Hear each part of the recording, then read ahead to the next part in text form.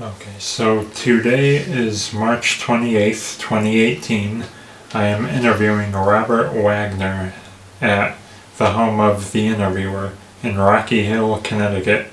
The interviewer is Dan McNeil, working with Central Connecticut State University. Also present is Nadia Callender, who is Robert's significant other, as well as another veteran.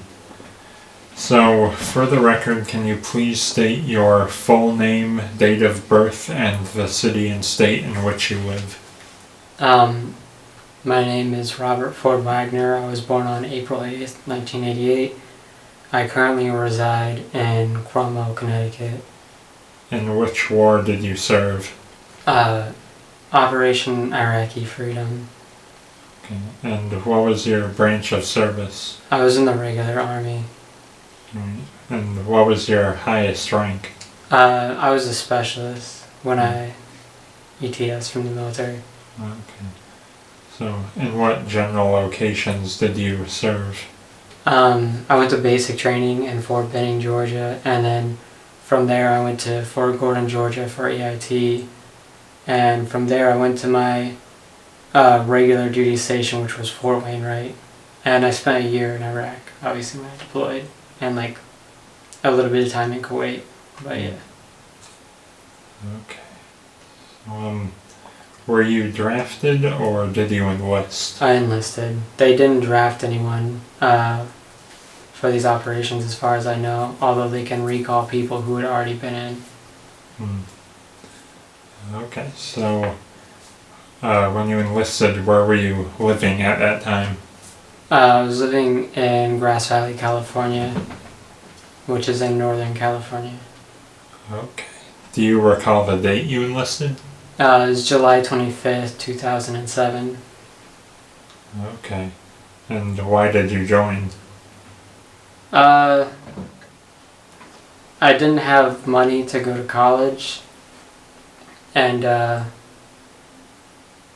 instead of trying to get scholarships or something like that, the only college nearby was a community college, and I didn't want to have to like live with my parents, which is kind of a foolish thing. It would have saved me money, but I wanted some form of independence, so I joined the military. Okay. And did you pick the service branch you joined, or did they put you in it?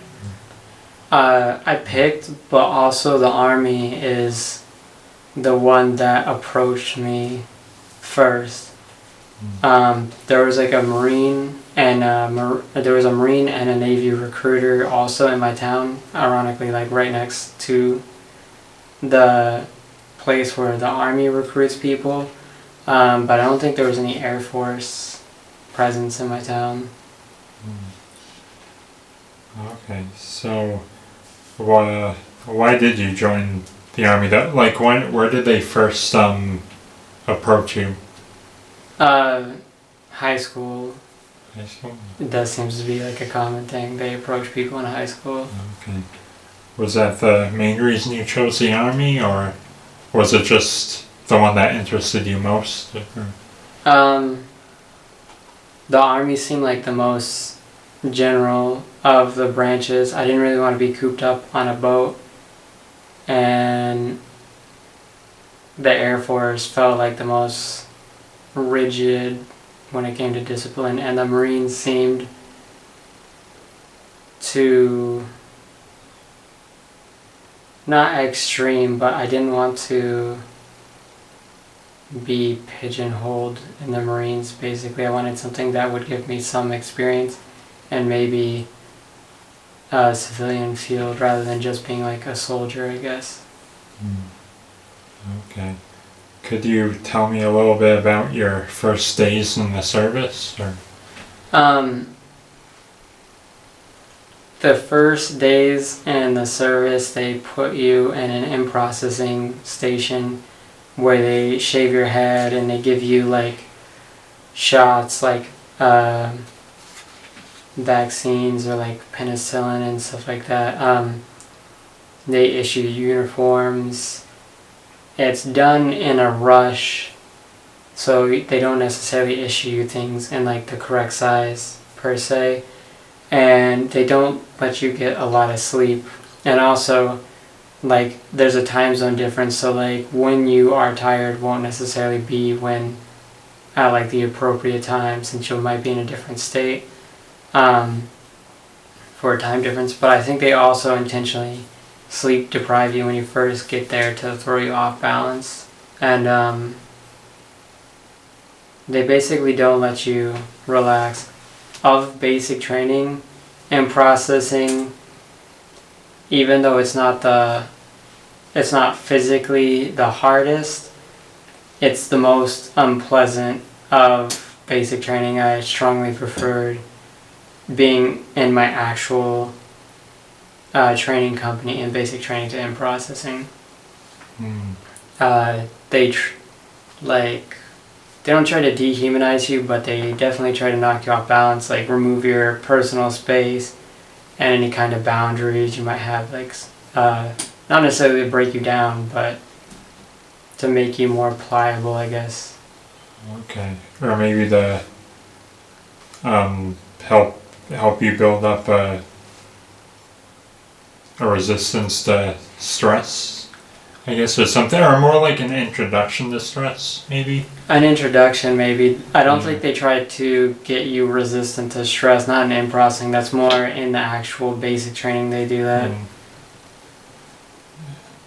Okay. So, how did it feel, though? Like, once you actually got to basic training, like, how did that feel? The first couple days, or maybe like the first week, is sort of a blur. There's a lot that happens when you first get there. And it's a weird mix. Like, they do put you through some PowerPoint things that are very boring, I guess, when you first get there. And it's hard to stay awake through some of them because they sleep deprive you in end processing. But at the same time, the drill sergeants are very vigilant, like about like people sleeping or not doing something in a minor way. So basically they keep you off balance for the first week or whatever, and also I think they're just looking for reasons to smoke people. Smoking people might be seen as a punishment, but I think it's just a way to get people in shape physically later on. So they want you to pass your PT test. They want you to get stuck at basic training. So I think they look for reasons to do that. Especially when you first get there. So like the first week is a blur, sort of, in basic training. But after that, things don't really calm down, but you get more used to them and more adaptable to the situations that are unexpected, I guess. Okay. So, what about instructors? Do you remember any of your instructors? Yes. You mean in basic training or just in general? In basic training for now. For instructors, at least for my platoon, we had a drill sergeant named Sergeant Havel. He was a E6, I believe. He seemed slightly unhinged, but he definitely cared about the people he was training, and he definitely had their best interests at heart when he was doing something, even if he seemed a little extreme. Our platoon sergeant, he didn't punish us as much as other platoons. His leadership style was different. He more acted kind of as a father who, if you didn't perform to standard, was disappointed in you. But he also allowed you more leeway than the other platoons. There were 4 platoons in our basic training, and he allowed more leeway with our platoon. Like, we were allowed to eat desserts or sweets or whatever, I guess in the chow hall, as long as you could pass tape or the PT test, you could eat those as long as you were passing everything. So it was like a privilege to gain, I guess. Other platoons weren't allowed that sometimes. Some of the platoons didn't get that the whole time they were in basic training, regardless of whether they passed tape or their fitness test or anything like that. So he allows you enough rope to hang yourself, I guess you would say. Okay. So, how did you get through basic training, do you think? Like, in general terms, like, what really got you through it, do you think? I think generally I'm a laid-back person and I don't stress out too much. So while I was somewhat stressful, I don't think I took things too personally. Some people definitely take things personally and are more affected by things than others.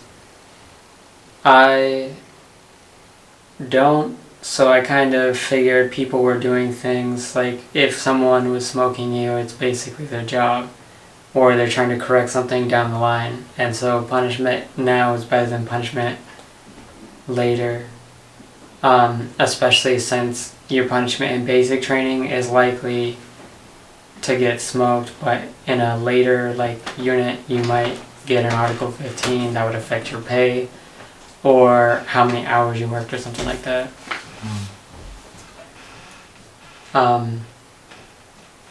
Yeah. Okay. So,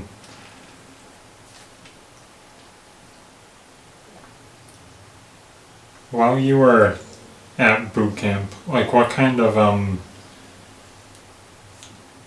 training exercises did you go through? It was kind of, it's not, I don't want to say it's rushed, but because it's only 9 weeks, the drill instructors have to focus on certain things. They're required to go through things, I'm sure, but they try to focus on what they think is important. So they try to focus on, they probably spent the most time on making sure you're physically fit. After that, they probably try to make sure you can pass your marksmanship test. Not to make sure you're a crack shot or anything like that, but just that you are good enough to pass it. They try to get you some medical training. I remember we had training dummies that we tried to do some things on, and they do some things for fun, like they do combatives, but they try to make sure no one gets too overboard, because if you get injured you'll get stuck there, or it might hinder how long it takes before you go to your other training or your unit, since you have to heal and stuff. So they try to train you for combatives and also for pugils, although those weren't the priority. Basically it was how to march, being a marksman, being physically fit, and your mannerisms and stuff like that. They also try to make sure you knew the things you were supposed to know, but they would try to impart their own wisdom, but that's more in the downtime in the evening after you've done your training for the day and days are winding down. They might tell you some things that they picked up over their career. Okay, so did you do any overnight exercises out in the field or anything like that? Yeah, I think in basic training they do 2 or 3. I don't remember exactly. They're differing lengths, but I think it generally goes, I think they start you on a short one that's only a day or 2, and then they have a longer one towards the end of basic training. I think we did 3 essentially, and I think they're generally done to acclimate you or prepare you for when you like actually might deploy. They didn't make us do anything too crazy. We didn't have to dig foxholes, but we did have to dig what they call hasty fighting positions, which is like a you basically dig a hole in the ground, but it's not deep like a foxhole. It's shallow and long for you to lay down and try to disguise it. And I guess maybe it's like the best you can do on short notice if you end up in a combat situation where you know you'll be in combat and you have to hold a position, but you don't have enough time to really get fortified, but it's better than nothing. So those are what we focused on when it came to like defensive procedures. And they threw grenades to keep you on your toes and made you do guard duty at night and stuff like that.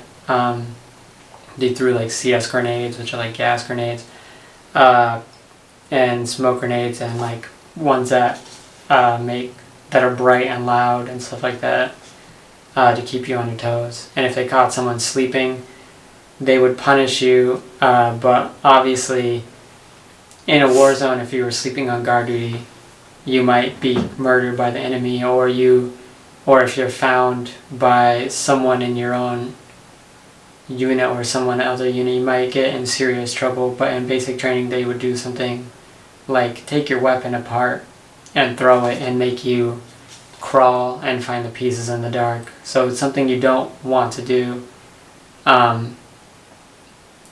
It's definitely a punishment. Like you might have to crawl through an anthill to find the pieces of your weapon, or like thorny bushes and stuff like that. So it's not pleasant, but it's definitely better than the alternative.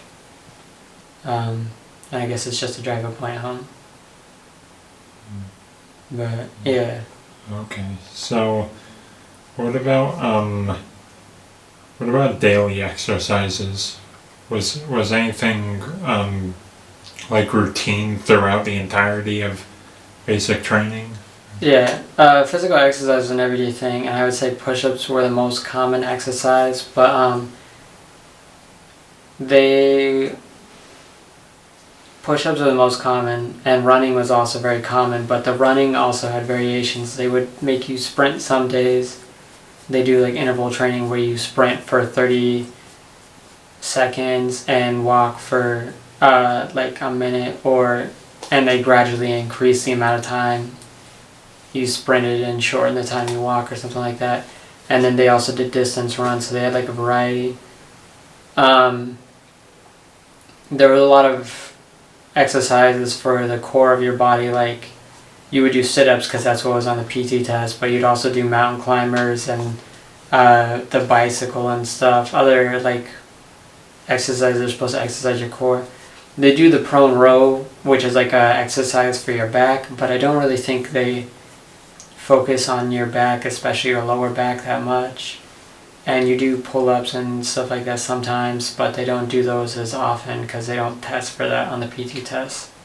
So they try to make you fit, but I don't think they necessarily always do it in the best way. Like if they focus on people's back more, maybe they won't have as many people with problems, because when you wear your body armor or whatever, like when you're deployed, your vest and stuff like that, a lot of people might not have as strong a back as they should, and it might affect them later on. And I think a lot of people that are in the military might end up with joint problems later on because of the extra weight when they exercise with their vests or when they deploy and stuff like that. But I don't think there's something they can do about it right now. But they try to make sure they mainly focus on endurance really, rather than strength. They do try to make you strong, but almost all the exercise they do in the military is body weight exercise rather than strength training per se. Okay. Do you remember any of the requirements for passing the PT test? Yeah, it depends on your age, your gender, and your weight. Well, I'm not sure I don't think weight plays into it. I think it's just mainly age and gender. Weight is mainly if you pass tape or not, if you weigh too much, they check your body percentage fat to see if you're within what they call a healthy range. If you like lift weights or something like that, it's easy enough to be considered overweight, but that's why they do the tape test to check your body percentage fat. But on the PT test, they test for push-ups, sit-ups, and running. And for males, as you get older, the push-ups and the sit-ups go up in amount from when you're young until a certain age in your 30s, and then they start to go back down. But the running starts out having the strictest standard, I think, when you're young, and then it gradually goes down as you get older for males. The female standards are different. I think their standards for sit-ups is the same, but their running and their push-ups are less than the males, but I think that has more to do with a difference in strength, basically, rather than not that they're less capable soldiers, just that they don't physically have as much upper body strength, generally speaking. So I guess that accounts for the gender difference. Okay. So, what about classroom training? Was there any of that? Yes, there's a lot for, especially if you're in like signal or something that's in a more technical field. There's a lot of classroom training. I would prefer if there was more hands-on training for, regardless of like what your thing is. I think the Army probably focuses too much on classroom training because things aren't going to be the same when you are trying to do your actual job as when you are in the classroom. Like I was 25 November for my AIT, so like that's a joint nodal network operator and maintainer. If something breaks in the classroom, basically they might teach you something different. And also a lot of our things in the classroom were PowerPoint slides or like a simulation. They had J-NINs we got to use, but we rarely use them. Like they had an actual one there we could use, and they could use it to simulate different scenarios, and you could work on it hands-on, but they didn't focus on it on the hands-on portion as much as they should have, in my opinion, because I think a lot of more people learn hands-on. But the classroom might be easier for the instructors, or cheaper for the military to do, maybe. So I think maybe that's why it's focused on more.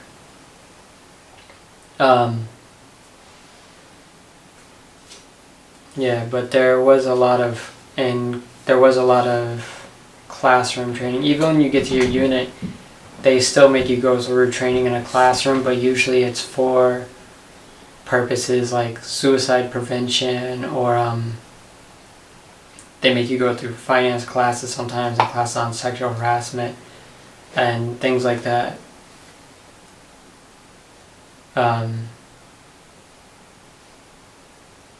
Was this only about classroom training or just... Oh, yeah, just so whatever.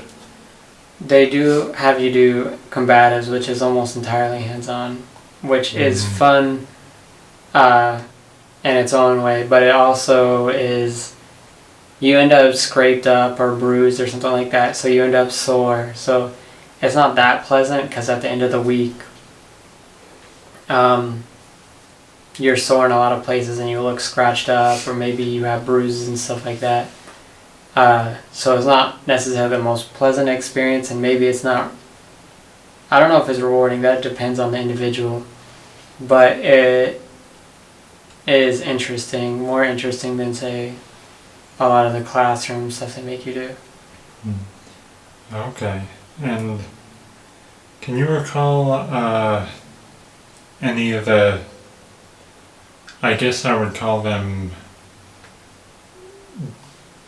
I guess I'd call them like routine aspects of basic training, but not in regards to like actual like combat training or anything like that. I mean like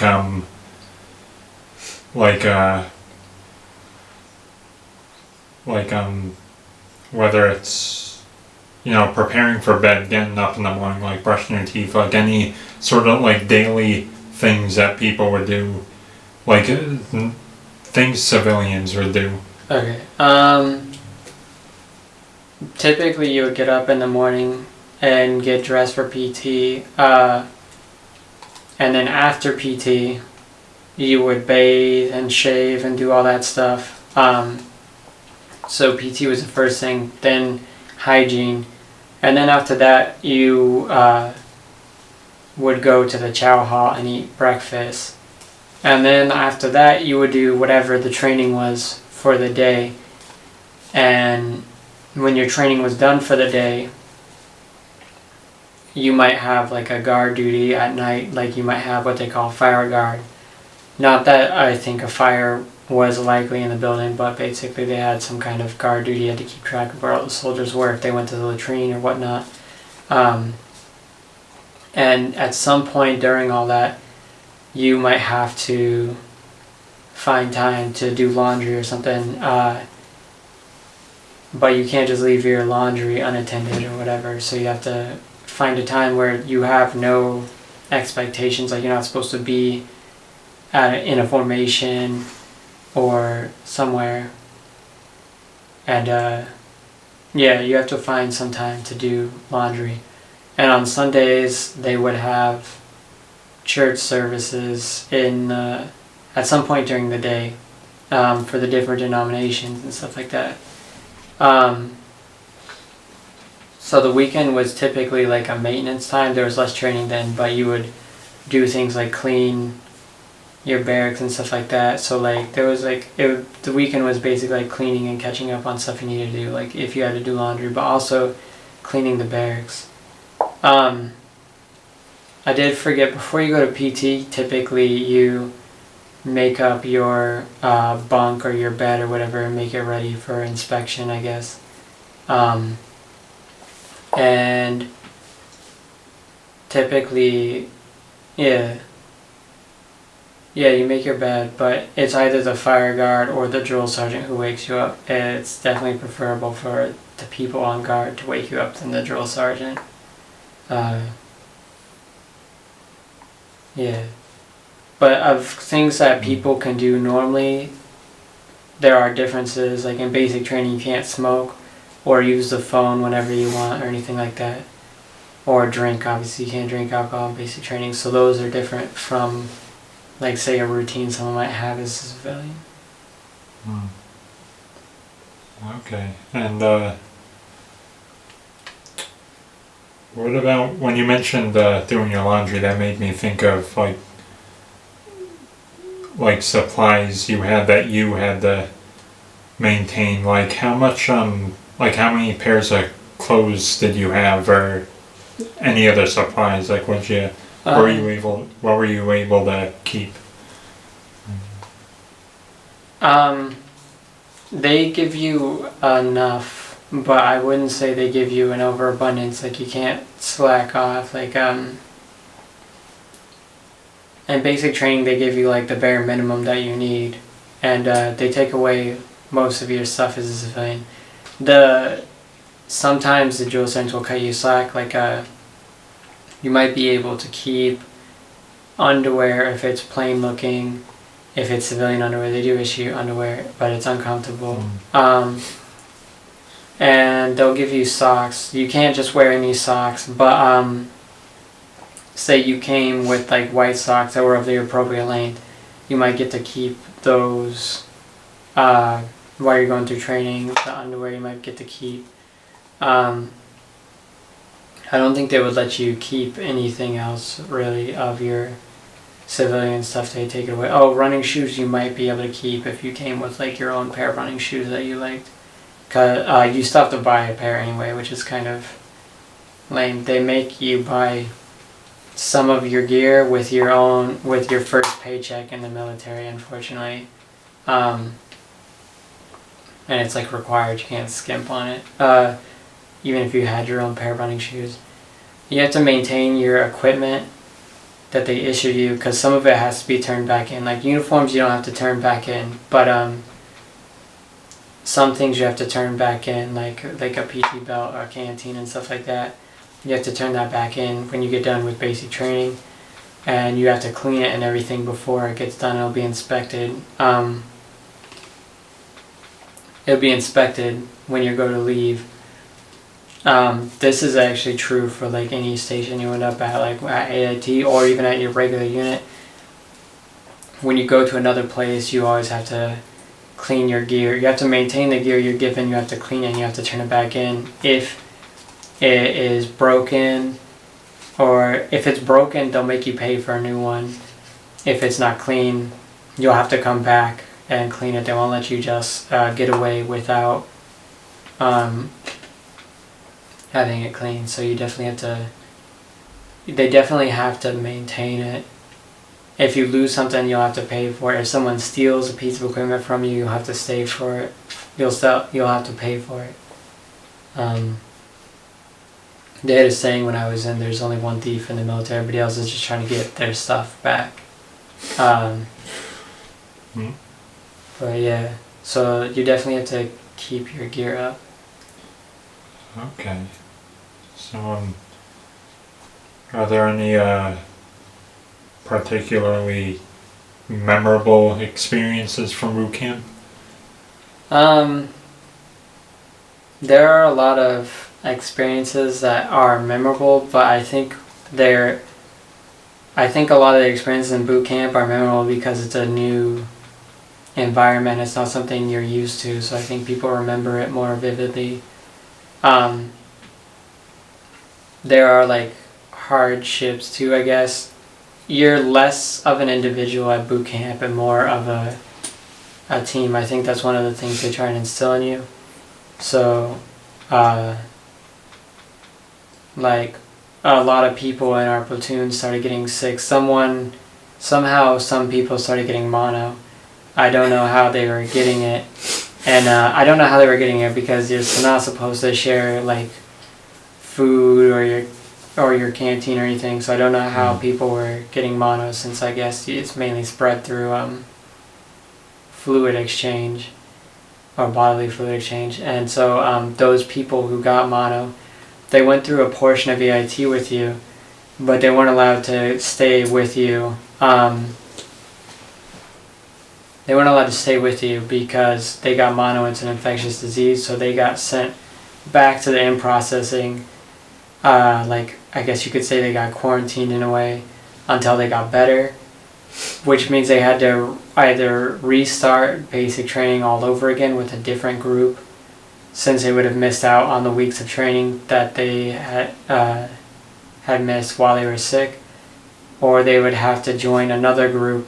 They'd have to wait for another group going through basic training to get to the point where they had gotten to join that group, which would mean they'd be put in an entirely different platoon of new people that they hadn't trained with. So it is a little bit, I don't know if I'd say it's like a family, but there's definitely a sense of cooperation, which I prefer to like say everybody thinks they're independent and is an individual in a group like that. There are individuals that supposedly carry their weight and there are those that don't, but they say that you're only as strong as your weakest link or something like that. So I like that people helped each other. And when those people say that went through your training with you, like they went through like more than half the training, like say they got to 5 weeks and basic training is 9 weeks long, it's like losing part of your team that you had gone with up to that point. So you feel like a sense of communal loss for those people. So that was or like when someone gets injured and stuff, like you always try to look out for each other and hope that the people around you will look after you. So that is different than I would say as an individual, or not as an individual, but as a civilian. you're more an individual, and people try to view things as being your fault rather than, like, say you're unlucky, or people don't. I don't feel like individuals help each other as much as they do, say, when you have a mentality of being in a group. Yeah, I could see that. I think so. That feeling of being a team must have done a lot for morale. Do you think so? Yeah, I think it did, but it also was harmful at times. Like I said, some people can be ostracized in a group if it thinks a certain individual is dragging the group down or not holding up to their obligations. The group can be harsher on, like, these people. Certainly there are, like, people you might not just get along with or you might not like, but I think certain individuals might end up, like, as a punching bag or as a vent for the group in a situation like basic training where people are under a lot of stress. I tend to sympathize more with them. I wasn't treated bad, actually. I kind of have been. I wasn't under the radar. I was always considered a good soldier, but I wasn't like a standout soldier usually. I just did what was expected of me. But some people would be targeted, I guess, and I always tended to sympathize with them because sometimes not everybody has the same abilities, or not everything is that person's fault. Some people might be just overly harsh on certain individuals in the group. So it can be beneficial, like when your group does something or accomplishes something together, you get a not, I don't know about proudness, but it definitely boosts morale when your group performs well together or accomplishes something. But sometimes it can be negative if, like, it doesn't accomplish something and it's due to a specific member. Then there might be frustrations that are taken out on certain people.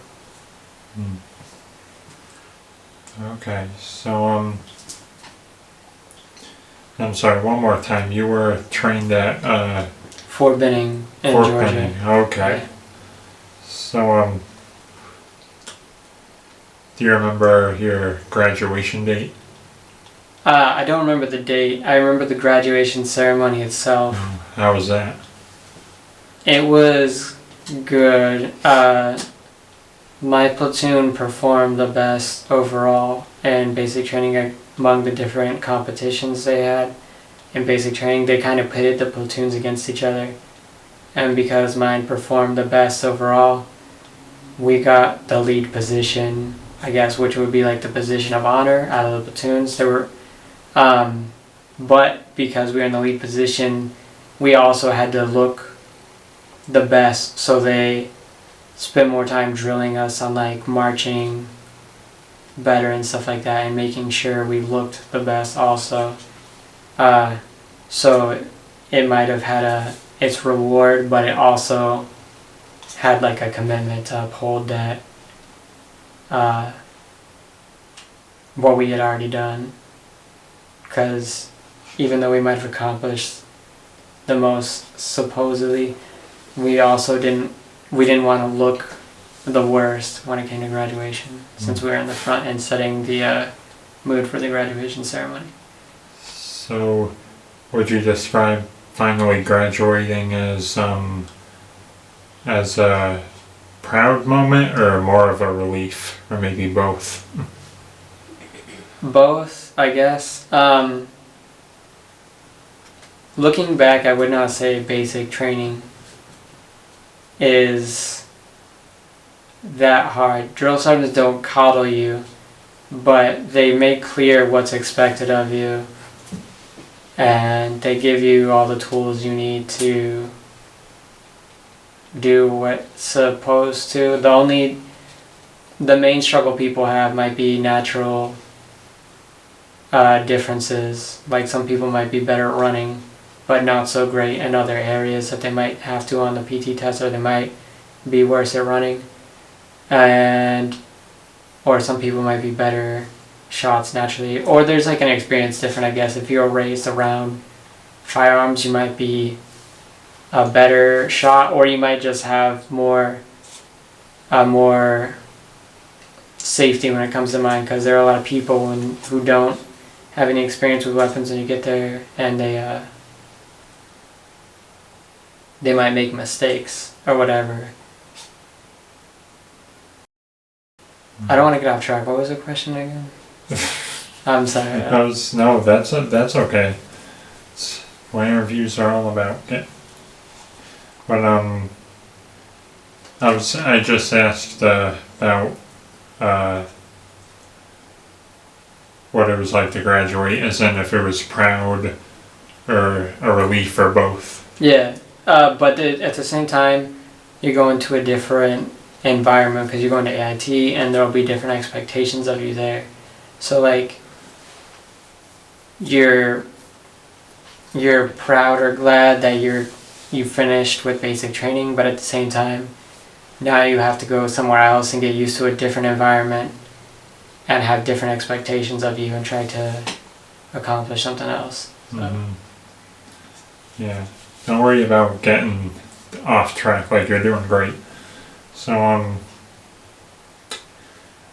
where'd you go after boot camp? I went to Fort Gordon, Georgia. That's where I think pretty much all signal people that are in signal companies end up going for training. I think there might be something else there as well, but it's mainly signal. Fort Gordon is anyway. Okay. So what were your first impressions when you arrived there?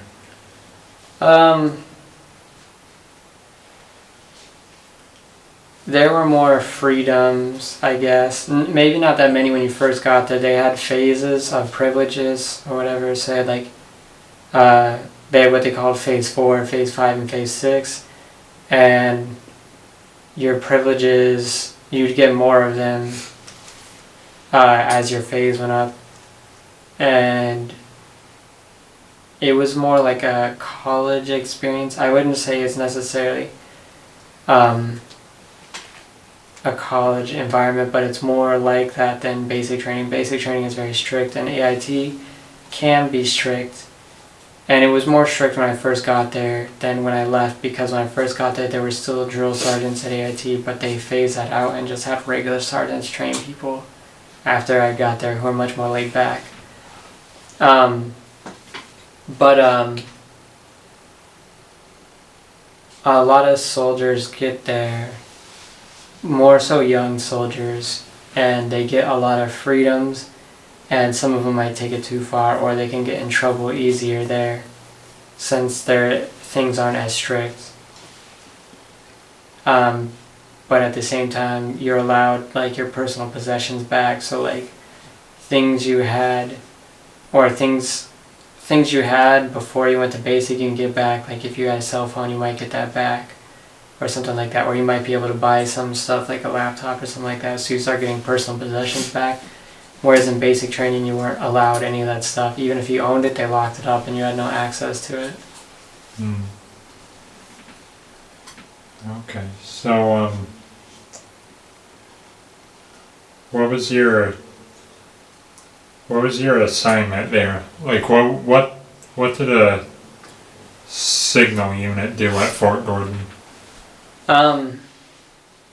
Well, in AIT you trained, but they kind of divided you up by your job. Like this company would have these MOSs, or like these specialization in the signal company, and different units. I don't remember exactly all of them that were in mine, but I think at the time we had Novembers and Foxtrots and 25 Papas and all that stuff. All of the signal all of the signal MOSs started with 25, and then they'd have like a letter designation like Quebec and Papa and all that stuff.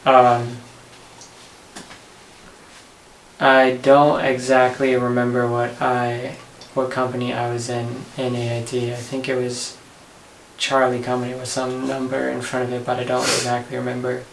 I remember that when I signed up as a 25 Foxtrot, but I didn't actually end up being a 25 Foxtrot because while I arrived at AIT, the Army was in a time of transition. They were getting rid of 25 Foxtrots, which used military equipment, like equipment that was exclusive to the military, but it was old MOS, and the equipment that was used was 30 years old or something like that, I guess by some standards. And so I started out getting there, and I started out training for that job, but the military was phasing it out, and the regular Army wasn't going to have that equipment anymore. Some of the National Guard units would have it, or the reserve units might still have that job, but the regular Army would not. And since I was enrolled in the regular Army, I had to change my MOS. I don't really remember if they gave me a choice, but what all the 25 Foxtrots were going to was 25 Novembers, which was a new job that basically did the same function or the same role as the 25 Foxtrot, but they used civilian equipment instead, because civilian equipment could be mass produced, and when you use like something that's exclusive to the military, some piece of equipment, and it breaks, typically you have to repair it yourself. But with civilian equipment, the equipment is mass produced, so it's less so that you have to repair it, and more so that you can just replace it, which is faster. There's less downtime if something breaks, I guess. So in a way, it is better. Yeah. Okay. So, how long were you at Fort Gordon? I was there for 9 months, I believe. 9 months. It was somewhere around 9 months to a year. But I think my training basically took a year. And then I went to my regular unit for the rest of my time in the military. So I think basic training and then AIT together took a year. But I spent some time at AIT not training because part of it I went through as a 25 Foxtrot, and then there was a period in between the 25 Foxtrot and November when I wasn't going to classes because the class had not begun. And then after I finished my class, I had to wait again to get orders to go to my regular station. Okay. So, where did you go after Fort Gordon? I ended up going to Fort Wainwright. In AIT, they gave you like a paper of duty stations you would prefer to go to. Fort Wainwright wasn't really any of my choices, but they send you based on need rather than preference, I guess. They try to take it into consideration, I guess, if a unit there has an opening or if they're going to deploy soon, but typically they'll send you where there's going to be a unit deploying. Okay. So, were your assignments at Fort Wainwright, which is in Alaska, right? Yeah, it's in Alaska. It's at Fairbanks, Alaska. Okay. So, were your assignments there similar to those at Fort Gordon? Or? At first, at Fort Gordon, you're learning your MOS. At Wainwright, you train for a little bit, and then I got there in time to do some training to prepare for deployment and do some maintenance stuff and then deploy. So I went from Fort Gordon to learn my MOS, and I went to Fort Wainwright and trained for like a short period of time to get ready for deployment. So at first when I got there, it was somewhat similar, but not really. The like sort of college-ish atmosphere that AIT had was gone, and it was more like people were expected to be more professional, and people treated it more as a job. And things became like an everyday thing where they became more routine. Okay. So,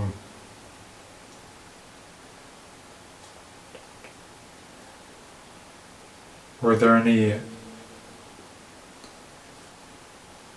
anything in particular you took away from your time at Fort Gordon, like that you didn't get at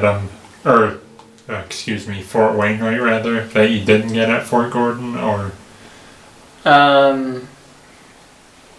Yeah, at Fort Gordon it's like a big company, but because it's like a classroom thing, you do train with people, but it's Fort Gordon, like your training in an MOS is more of an individual thing. Like you still do PT as a group, and you could still be punished for people messing up. There's still group punishment for individuals making mistakes, but in the classroom it's more focused on individual ability, like of comprehending what your job is.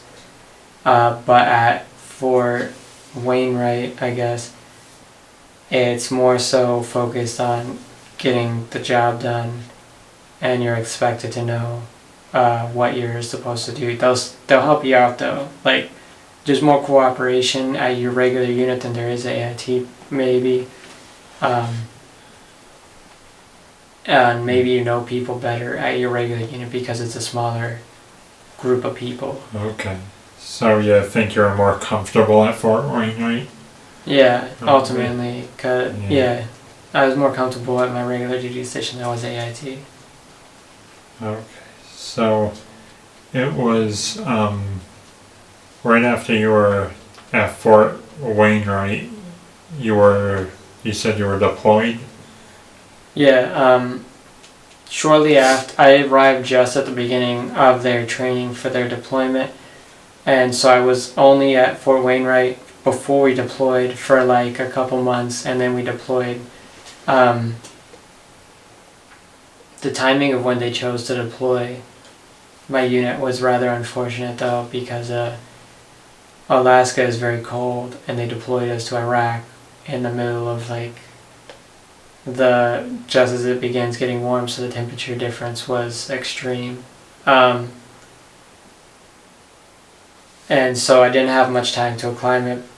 Basically, it's like a shock in temperature, and your body doesn't react amazingly when you go from like negative temperatures to plus 100 degree temperatures in a short amount of time. But yeah, I went from Wainwright to Iraq.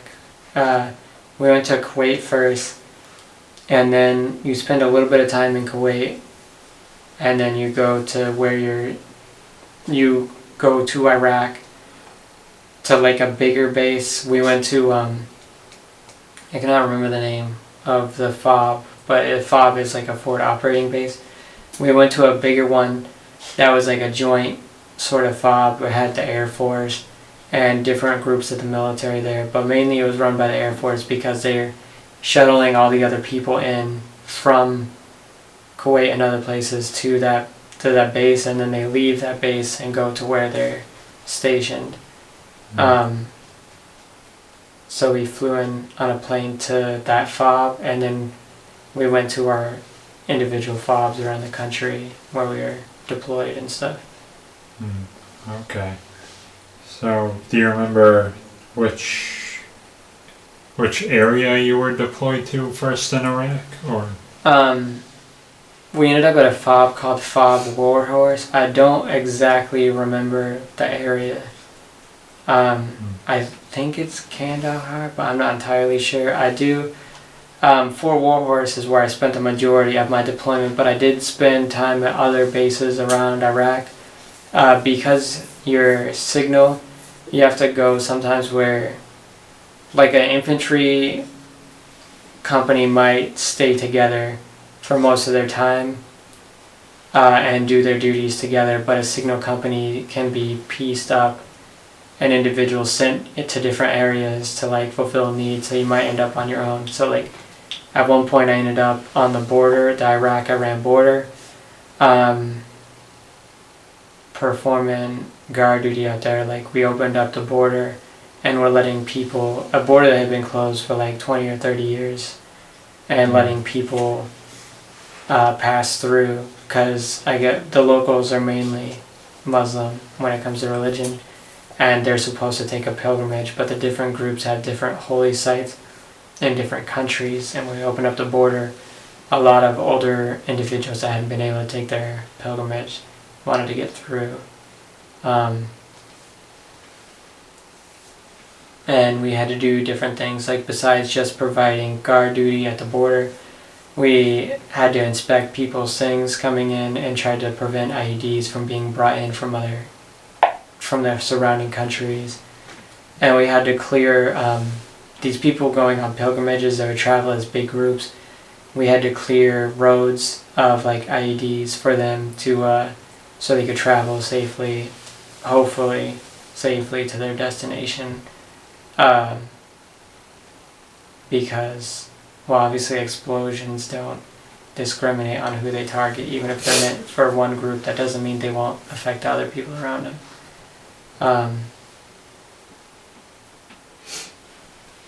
But yeah, I wouldn't say deployment is real exciting though. It's mainly boring.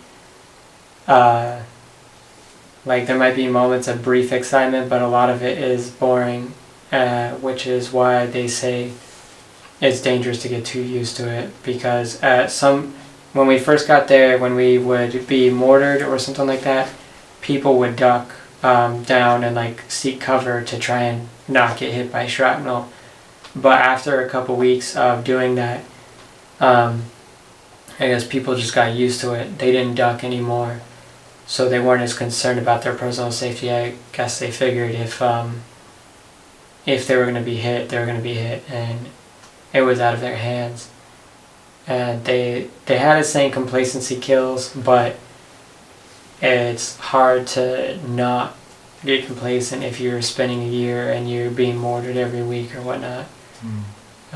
So people, I guess, just got used to it. You can't fear for your life all the time or something like that, I guess you would say. So, could you describe a typical day for you while you were deployed? It depends on where I was, but a typical day would be, while you're deployed, your day is less structured per se than when you're at your regular unit. At your regular unit, you do PT as a group, but when you're deployed, there are no formations for the most part, because if, say, a mortar lands, you don't want it hitting inside of a formation and affecting your whole group. So you have to take a lot more personal responsibility. So like, you have to establish your own daily routine. The main thing you do is like your work. So if you are, say, on like a day shift, when you deploy and you're like signal, it's busy in two main periods when you deploy. When you first deploy, you have to set up all your equipment, and when you go to leave, you have to break down all your equipment. The period in between is relatively calm and routine. You go into maintenance mode to make sure nothing breaks down, or if something breaks down, you fix it. So it's hectic when something breaks because you have to fix it as quickly as possible, since you want everybody to be able to communicate. You don't want anyone being in danger or needing something because they can't communicate. But assuming nothing broke, and depending on whether you're on the day shift or the night shift, your routine would be different, but it'd be relatively the same. You would get up and you would bathe, or you basically structured your own day. The main period is you would work 12 hours either during the day or at night, and the main periods of regularity were like when you would go to the chow hall and eat. Other than that, you had to choose when you would do PT. when when you do PT, when you'd work, when you'd sleep and stuff like that, you would determine all that stuff. You wouldn't determine when you worked. That was one thing you wouldn't determine. And typically, you would break up when you eat. Like, you can't all leave at the same time to eat. Someone always has to be watching the equipment or be ready to fix something if it breaks. So, you have to make sure your area is covered or whatever. But other than that, it was a lot like, it wasn't like a regular job, but it became routine like a regular job. Occasionally there would be things to break up the monotony. Like if they wanted to expand your network of communication, you might have to go out to a different area, like a more remote area, where there aren't a lot of people and set up communication equipment. But it became routine. So typically I would get up and get dressed and go to work. And if nothing was happening at work, I would do something like clean my weapon because it's very dusty in Iraq. And you don't want your weapon jamming up. Or I might read on shift if I had nothing else to do. And then, or maybe I go to the gym sometimes. I would go to the gym sometimes if nothing was breaking down or whatever, as long as there was someone there and you had enough people to cover it. I would do PT while I was on shift. Or sometimes we cross-train, like I learned a little bit about using other people's equipment around me while I was on shift, and I'd go to eat and stuff like that. The food while you're deployed is better than the food while you're at your regular duty station, I guess. They want to keep morale high when you're deployed, so they try to take better care of you. Or maybe not take better care of you, but make sure there's less inconveniences for you.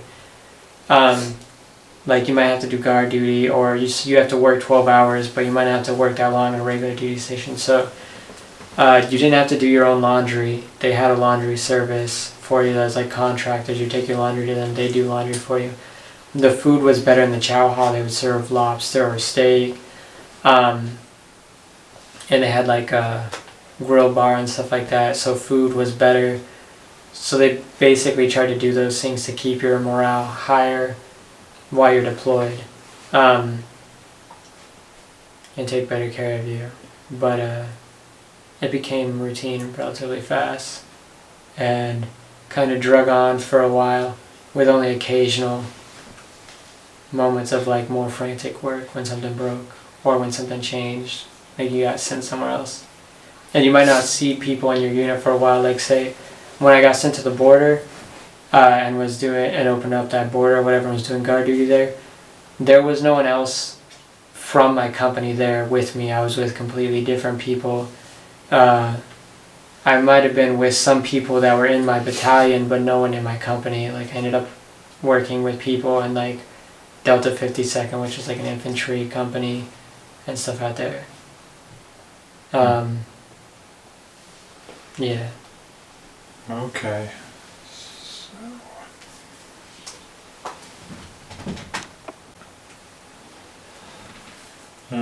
So what would you say while you were deployed? What was your what do you think your relations were with the local population? When I first deployed, the rules of engagement were different. Halfway through my deployment they changed, but like when I first got over there, we tried to be more in charge of situations. Like if we had a convoy going down the road, we would force all their traffic off to the side to stop and get out of our way. It's just like an example. And like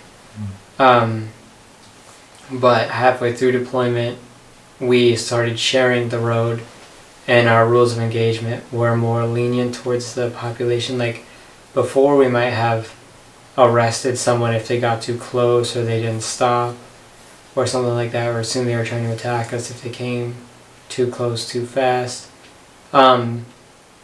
but halfway through we got more lenient. But I would say overall our relationship with the local population was good overall, because the army and the military in general wanted to win hearts and minds, I think is the term. I mean, I'm sure they've used it on the news, and our units definitely tried to focus on that. Like we were doing some things for the local population, like fixing up schools and water and stuff like that, trying to improve the area around us. And we tried to work with the locals, with like their government and stuff like that. And how I mentioned that we were at the border and stuff when we opened it back up, part of that operation was run by the local military for the Iraqis. We were trying to turn stuff over to them gradually. So we trained them some and like to do the job. And eventually we gradually started turning things over to them, like the outer checkpoints they would run instead of us running it eventually, and we'd run the inner checkpoints and stuff like that.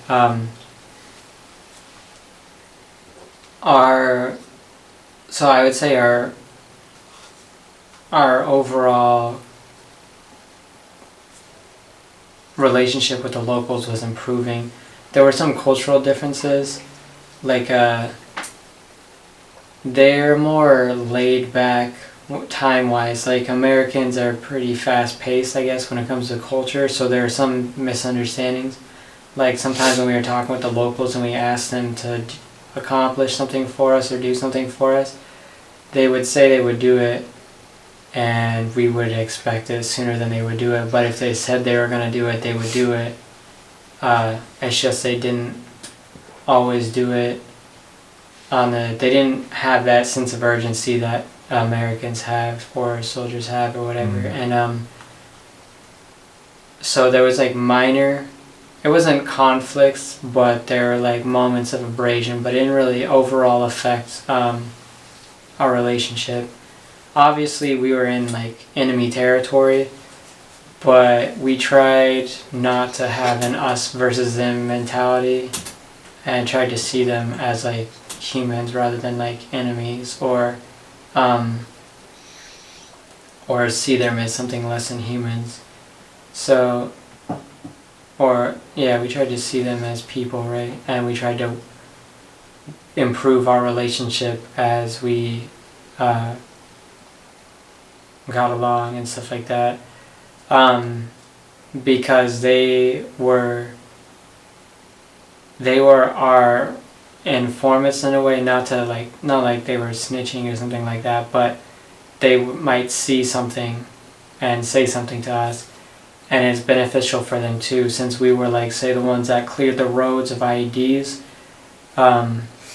They might notice if someone was doing something suspicious and putting an IED in the road or laying a trap. They might inform us, and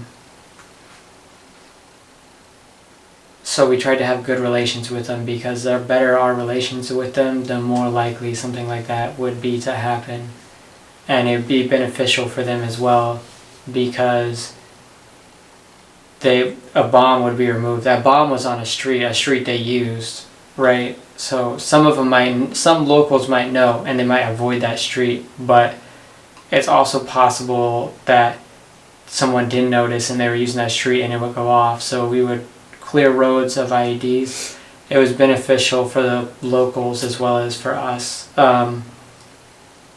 It wasn't like a symbiotic relationship, but it was definitely a partnership with the locals that lived in the area. A lot of the people who attacked us weren't necessarily among the locals. From what I understand, sometimes when we were mortared, it was by locals, but generally it would be poor people in desperate situations, and maybe their family was being threatened, or they were getting money from them, and they weren't actually trying. Some of them weren't actually trying to harm us. They would fire mortars. How we responded changed as we were deployed. When we got attacked at first, and mortars were fired on the base, an alarm would sound on the base that was very loud. and the people who fired the mortars, like the locals maybe who weren't part of a terrorist organization but were attacking us, they would get paid for bringing the shells back to the actual terrorists who were financing them, I guess. If the alarm went off and stuff like that, they would get paid for the shells they brought back or whatever, right? So they weren't actually trying to aim well or harm people. They were just lobbing them over our base to make the alarm go off. Not that that's harmless. I mean, there was definitely potential to get for people to get injured. But among the people I deployed with, not my company, but my whole brigade while I was there, we suffered 14 casualties, like 14 deaths, 13 of them human, one a dog. So, but I don't remember the amount of people that were in a brigade, but it was a large number. 14 is a relatively small percentage of that. Probably less than 1%. So it wasn't that bad. They weren't very accurate when they attacked us. There were a lot more injuries than there were deaths. But I would say overall our relationship with the locals was good, and it gradually improved as we were there. And that a lot of the terrorists weren't locals. They did try to use desperate locals. And groups that worked with us were putting themselves and their family at risk. Like a group, like a translator that worked with us when I was on the border, there was a translator who was a local. Their family was threatened. Their family was put in danger if they kept working with us, so they stopped working with us. They went home to their family to make sure they were safe. Arguably, I would say they were more at risk because they live there, and Americans are there for however long they're there for their deployment, for a year, and we have vests and helmets, but the interpreters that are there, they might get vests and they might get helmets, but they don't typically get weapons to defend themselves. But they would be just as likely to be attacked, and their families would be at risk if they worked with us. Some of the locals that worked with us on the base would try to hide themselves. They might wear something to cover their face until they got on base to protect their identity and their family. So there was some detrimental effects to the locals that worked with us. Whether they were interpreters or people who sold stuff to us, or people that might have been like warning us of stuff. But overall, I would say our relationships improved gradually over time. Okay. So, what about working directly with the local military or the police? Yeah. Like, were there any difficulties that, like, I don't know how directly involved you were in that process and like training them and whatnot, but like, were there any difficulties you were aware of in regards to doing that, or did it go pretty smoothly? There were difficulties, both with training them and with working with them. They, some of them are smart people naturally, but many of them lack the education. There are plenty of dumb people in the U.S., but a lot of the people that were educated in Iraq had fled the country, so many of the people we worked with were less educated. At the same time, there are many talented people. A lot of the people over there spoke multiple languages, which is not something as common in the U.S. So there are definitely intelligent people and there are definitely talented people, but some people were slower to grasp things than others or lacked a formal education.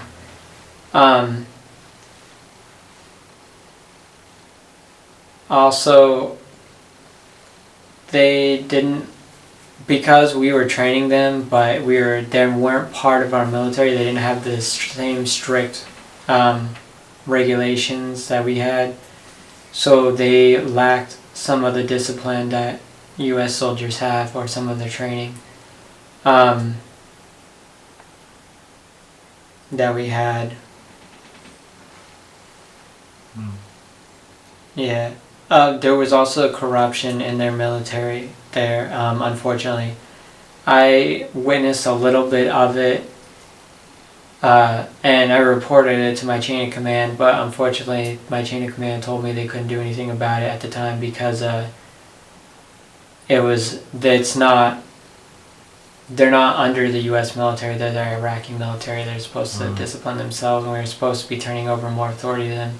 But I know that some of them were running something like a protection racket with the people coming on pilgrimage and exploiting money from them, or stopping them, saying the road ahead wasn't safe, even though the U.S. military had cleared it, and as far as we knew, it was as safe as it could be. They would stop them and charge them to stay in a building. They would charge them money to stay in a building and provide them food and stuff like that overnight when they were on their pilgrimage, unfortunately. So that was frustrating to not be able to do anything about it. And I wasn't the only one who noticed things like this. That was something that more had to do with the military than the police, unfortunately. But it wasn't like necessarily widespread in their military from what I saw. It was more individual units, and it was dependent on the officers at the top, whether they were bothered to keep strict discipline, or whether they allowed things like that to happen. And in the Iraqi army, unfortunately. Obviously in the U.S. we have laws both for civilian and for the military. The military has its own set of laws. So you have standards, so obviously regardless of what happens, you can be punished if you're caught breaking those laws or standards. So I would say it's less likely for something like that to happen in the U.S. military. Okay, so about not being able to do anything about corruption or anything else that might be going on in another military organization, is that you said the officers said there was nothing you can do. Is that I'm assuming that's just because of the law, right? Or not being able to intervene with foreign... Yeah, not being able to intervene. I was only a specialist, so it wouldn't have been within my power anyway to do something about it specifically. But it was reported to the people above me, the NCOs and the officers above me, and they reported above them, and it came down from above that they had already been informed of the problem, but we're trying not to specifically meddle, because we were trying to turn over more authority to the Iraqi military, because hopefully at some point in the future we would leave, and they would have to be self-sufficient at that point, both for governing and for protecting the area. So the Iraqi military would have to handle its own problems, and so they were trying to turn over more authority to them at the time. So it was like a time of transition. They didn't want to upset that by, say, interfering, I guess, or maybe coddling these other groups, was my understanding of it. Okay, so you mentioned earlier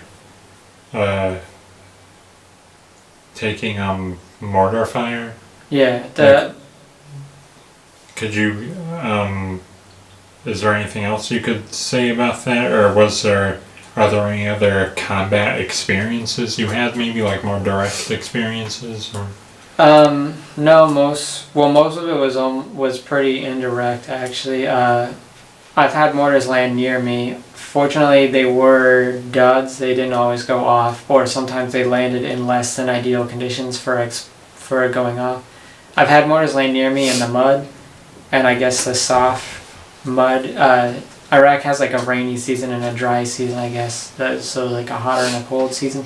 It doesn't really have like a traditional spring fall type period. It has more like wet season that's cooler but not really cold like it gets in the northern hemisphere. And it has like a dry, hot season. And the mud sometimes would absorb the impact and they wouldn't go off. Sometimes they were just duds. There were several mortars that landed in them. We had a large area that was like a trash, kind of like a garbage dump where we dumped all the waste that our base produced and burned it, although it's detrimental to health. The smoke and stuff is often toxic, and I was told that was supposed to stop at some point. But a lot of mortars landed in that area because it was a fairly large area, and sometimes they wouldn't go off for a long time, and sometimes when they were burning the trash, the fire would set off the mortar that never went off when it landed. But typically, if a mortar was a dud and it landed on our base somewhere, or like say it landed in the mud and didn't go off because it was softer,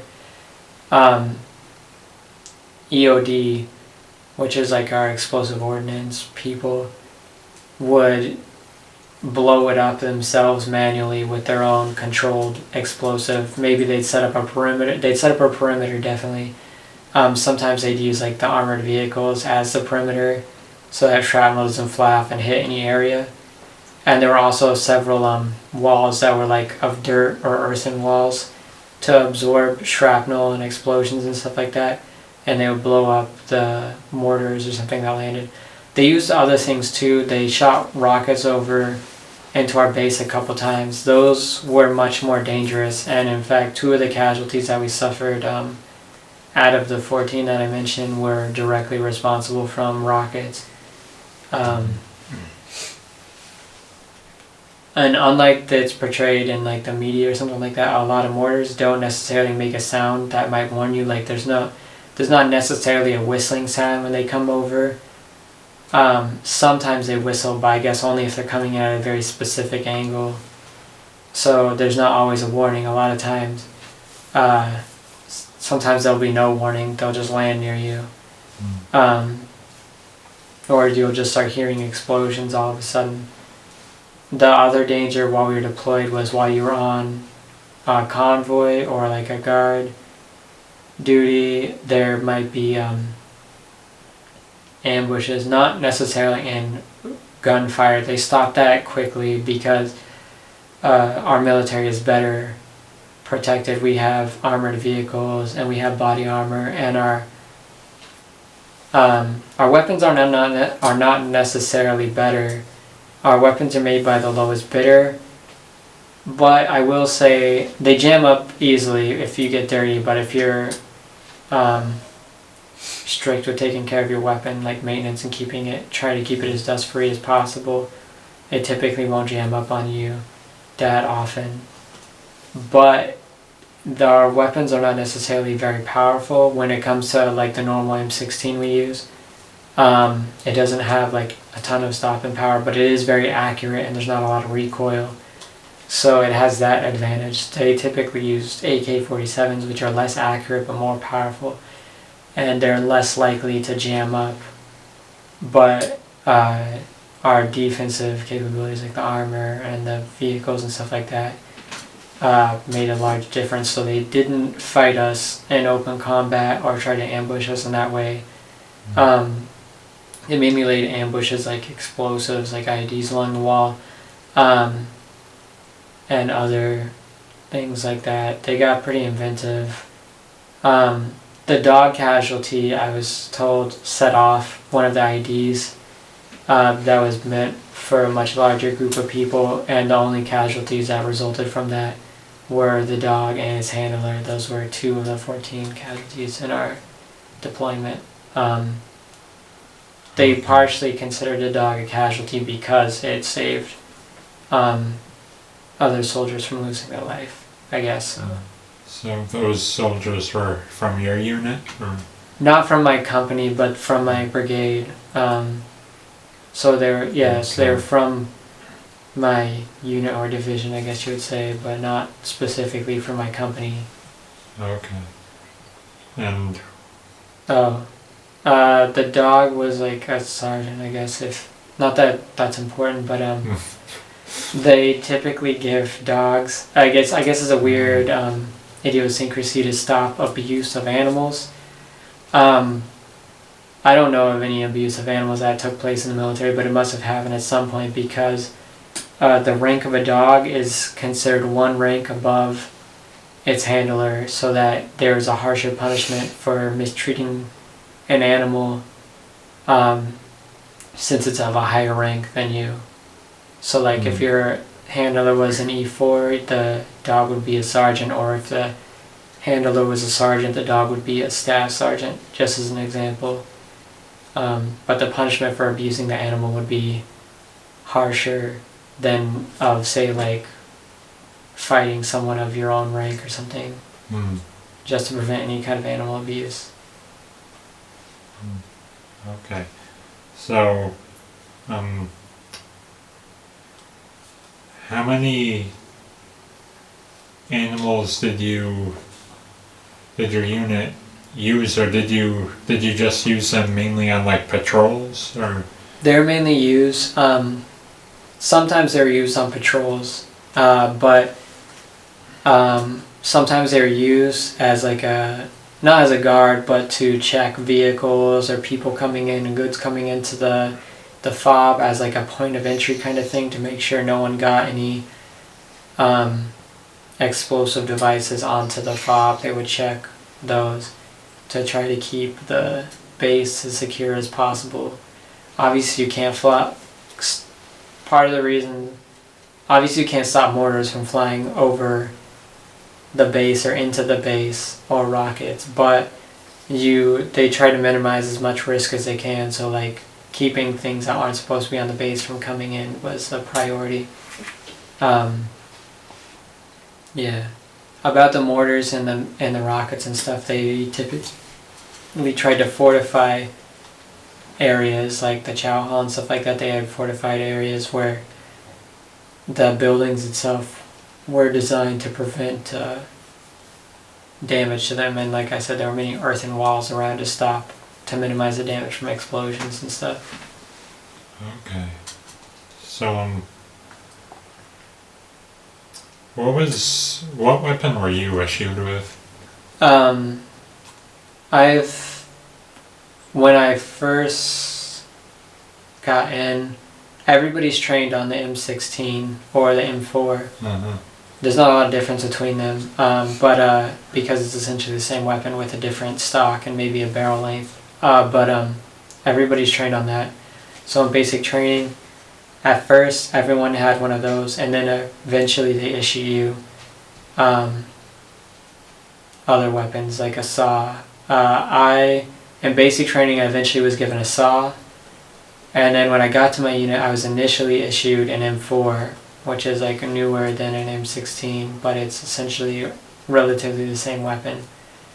But shortly before deployment, I was issued a saw, again, because a higher ranked person than me was coming in. Actually, one of my drill sergeants deployed with me, and they reassigned my M4 to her, so I ended up with the saw again during deployment, which is like a heavier weapon, so it's more cumbersome, but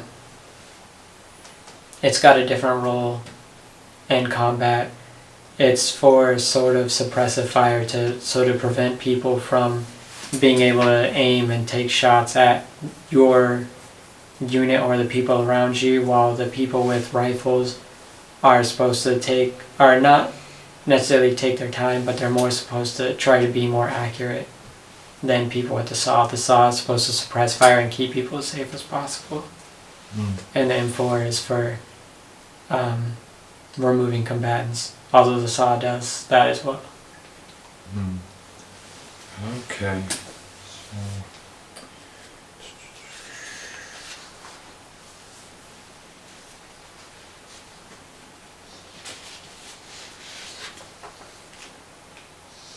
So, were you awarded any medals or citations that you remember?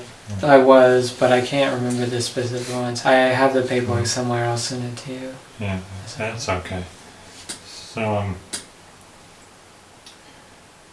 did you yourself sustain any injuries or? Not any specifically related to combat. Any injury I sustained was more due to like maybe a workplace accident or something like that. Like I had an armored door fall on my foot and my hand at one point, which didn't create any permanent injuries. It was just an inconvenience. Like maybe I walked with a limp for a while or some discomfort in my foot and my finger wouldn't bend the way it was supposed to for a while. But those were like inconveniences. They weren't serious injuries, but none of them were combat related. Okay. This is just an example.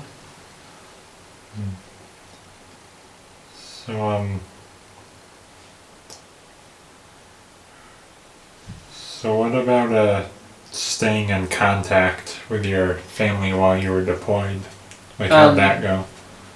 They make a point to make sure you can stay in contact with your family. You can actually that is part of my job is making sure our network stays connected so that people can call back to the U.S. And talk to their family. So you can call back frequently as a point of morale. Like I said, they try to do morale where you have better food and people take care of like minor inconveniences like your laundry. They try to make sure you can stay in contact with your family and people back home, like if you have a spouse or kids and stuff like that. Unfortunately, because of the number of soldiers they have to accommodate, there are some restrictions. So while you can call back frequently, sometimes there were time limits on your phone call. Like you might only be able to talk to your family for like 15 minutes length at a time. So there were some limitations, but you could have mail delivered and stuff like that and goods delivered, and people got care packages, like say from your hometown. Like I got some care packages from my hometown of like snacks and stuff like that, and food and letters from people. So they're pretty good about that, trying to make... The mail isn't necessarily as reliable though, because convoys get attacked and sometimes things happen, like, or they could get lost in transit since it's going literally across like the world, essentially. But they do their best they can. Yeah, okay. Yeah, I could see how that'd be incredibly important for morale, just being able to contact their family or stay in touch with them as much as you can. Yeah. Like that attachment to a normal life. You know? Yeah. Yeah. But so you mentioned part of keeping up morale. You mentioned food. Yeah. Thing. So what was that like generally over there? The food while we were deployed was good, although eventually it did get routine. Like certain days had the food was rotated, so like each day of the week would have different food, but this food would be the same week to week. So like Wednesday had the same food every week as every other Wednesday every week while you're deployed, but the food was generally of high quality. The food at different posts was different, though like food was best while we were deployed. Fort Wainwright's food was kind of bland in comparison. Fort Gordon's food was good. Fort Benning's food at basic training was good, but I think that's partially because you felt hungry all the time because of the amount of physical exercise you were doing. You pretty much always were hungry or famished, and you had to eat fast and stuff, so you might not have gotten as much time to enjoy your food. But I think it tasted better because you were hungry. So I'm not sure how the food at Fort Benning would have tasted in comparison if I wasn't as hungry as I was during basic training. But basic training's food was definitely good. I remember it as being good because I was always hungry. Alright, so... Okay, so did you only eat, how often did you eat? Like, did you just get the standard 3 meals a day, or? I ate 3 meals a day. It sometimes, like, you work 12 hours a day, and if you work on the night shift, it's dark over there. They don't have a lot of lights, like they do here in the U.S. Like on the street roads, they don't have lamps, and on the base, they have lights in certain areas, but in other areas they don't have lights. They don't want to light up the base crazy bright, because if, say, there was a sniper, you don't want them being able to see and watch everybody's movements or being able to pick out people easily. So in some areas it was pitch dark.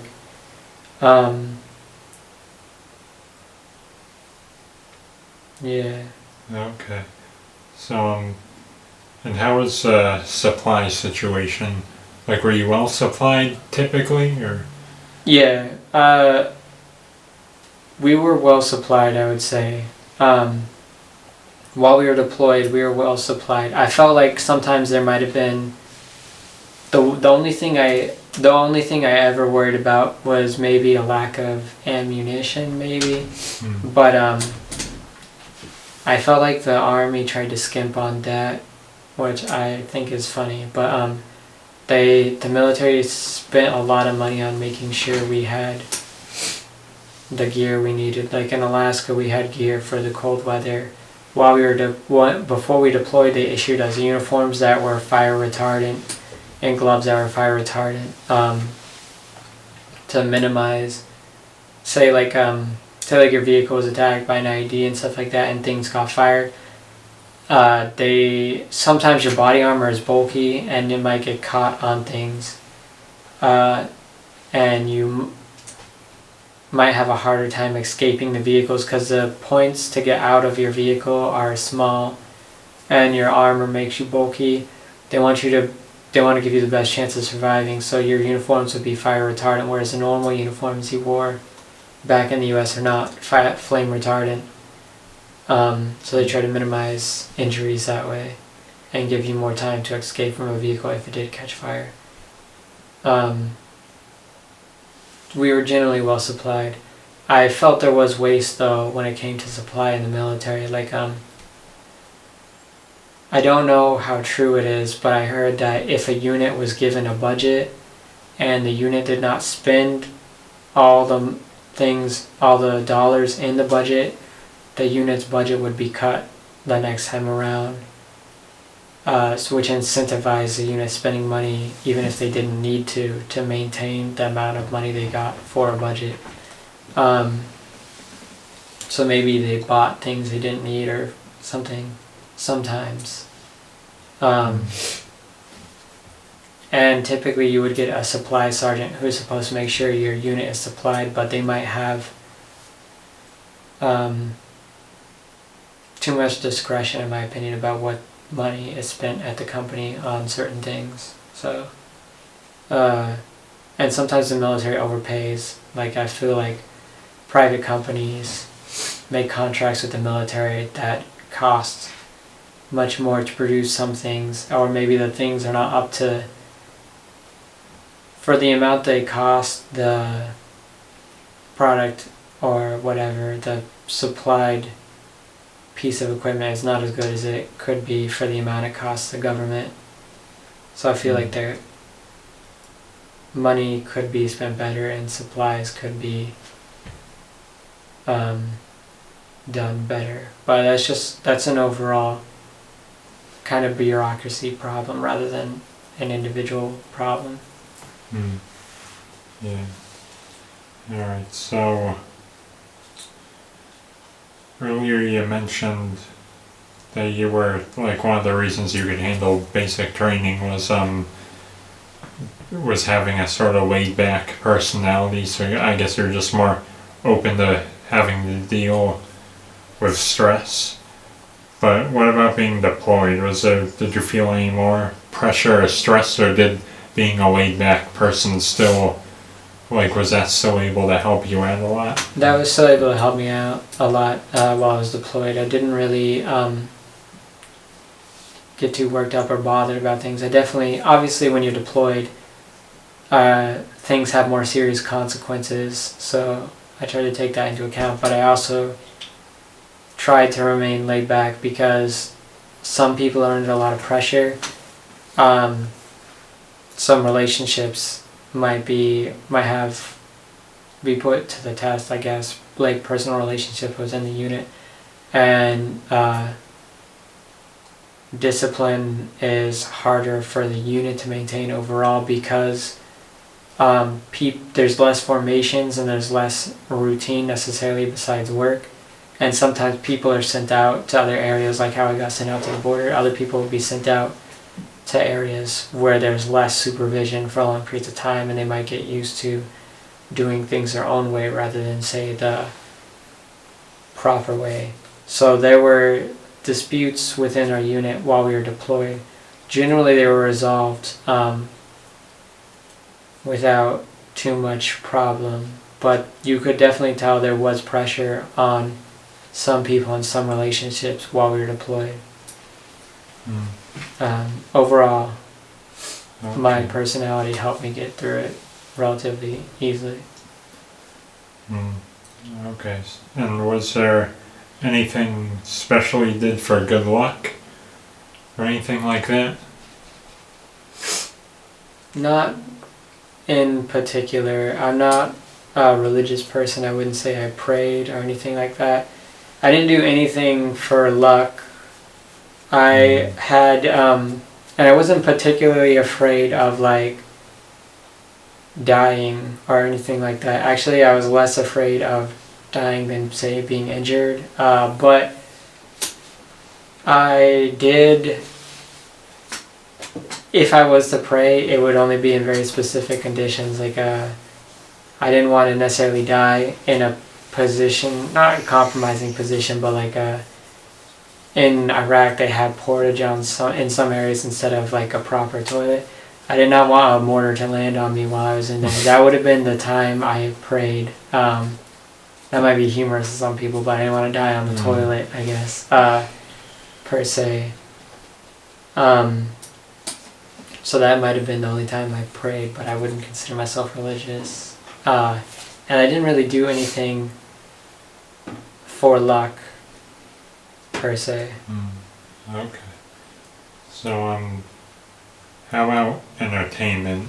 Like, how did people entertain themselves? The locals would sell bootleg DVDs for like $1 of movies they had pirated, which is not necessarily legal, but it was allowed because we were deployed, I guess, as a point of morale. And also, several people brought things with them, like laptops, or some people even brought gaming systems and maybe a TV, or they had family ship those things to them, although it cost a lot to do. People while they were deployed typically had more free money to spend on things like that, so even if it was exorbitantly expensive to have a TV shipped over to you, it was not necessarily considered a waste since it was something you could do for yourself for morale. And people weren't taxed on their income over there, and you didn't pay for lodging or food while you were over there. So people did things like that. Myself, I had a laptop while I was over there, and I had an iPod that I had purchased shortly before deploying so I could listen to music and stuff. Those are things I did for entertainment. Also, I frequently read books because it's something you can do in between time. It doesn't particularly take away from your ability to hear or pay attention to something too much. And it's not expensive. You can take a book with you anywhere. It's not the end of the world if they get destroyed. Whereas if something like a TV breaks or a computer, it's expensive. Yeah. Okay. So, and were there any were there any entertainers? There was some provided at some station. When I was going through Kuwait back to the US on leave, every person gets like a couple weeks leave, like 1 or 2 weeks leave while they're deployed. they can go back and see their family like once when they're deployed or whatever. There was like some kind of show going on where there were entertainers from the U.S. on a base, but it was only in Kuwait. They didn't go to Iraq to visit people where it would be more dangerous. Not that Kuwait is perfectly safe, but it's safer than Iraq. They had something going on like that, but I did not particularly go. I didn't go to see it myself. I just knew that there was one while I was passing through. But I decided to catch up on sleep because I was tired at the time. And at any point were you able to go on leave or anything like that? Yeah, I went on leave for 2 weeks while I was deployed. I don't remember how far into deployment. It was probably midway or towards the end. I don't think I went near the beginning of my deployment. There was some planning and some favoritism. Typically it was considered, when it came to leave placement, typically it was considered better to go on leave towards the end or towards the middle of your deployment rather than the beginning, because the beginning you would still be getting settled in and used to it, and you would have to spend a much longer time deployed after having taken leave. If you took your leave early, so it was considered more desirable to take it in the middle or later.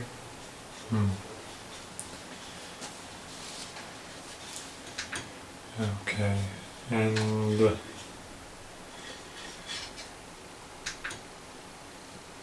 do you recall any particularly humorous or unusual events or anything like that?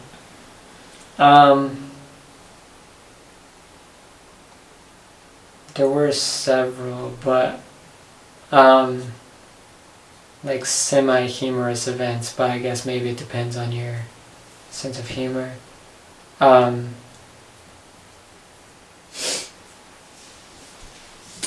I don't know that any stick out in particular though.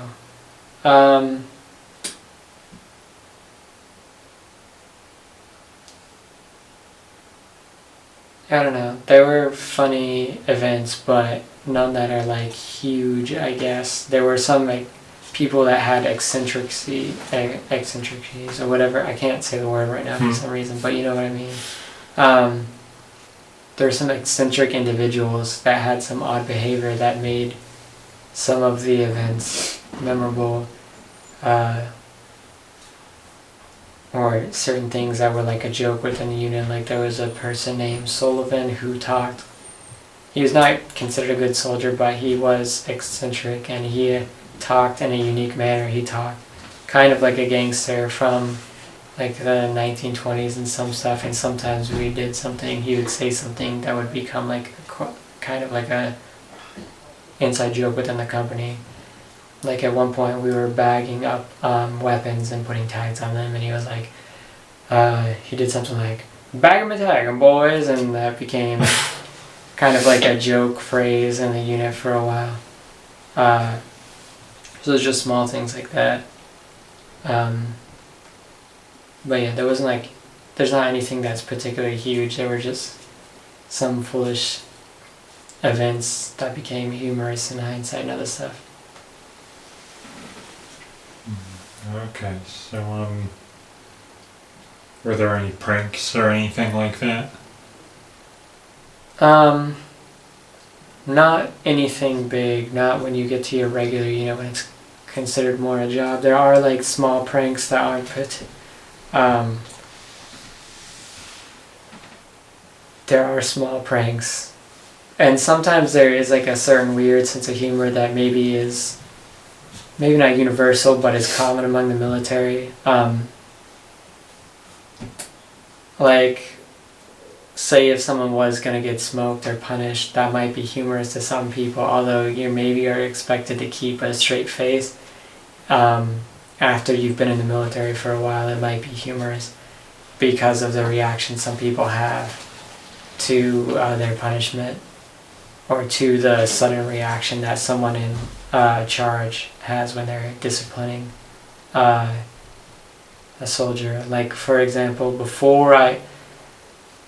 I went on leave, before I deployed, from a training exercise, there was a person who was getting smoked, and I was about to be on leave. Technically, I was off duty, and I laughed, but I happened to be drinking soda at the time, and so it shot out my nose and burned, but I couldn't stop laughing. And unfortunately, the sergeant who was punishing this poor private who made like a minor mistake paid attention to this, but he couldn't take it out on me, so he only punished the private more so, unfortunately. Ooh. But it might have been considered humorous. I definitely wasn't the only one that laughed. Hmm? It just happened to be bad timing to be drinking soda at the time.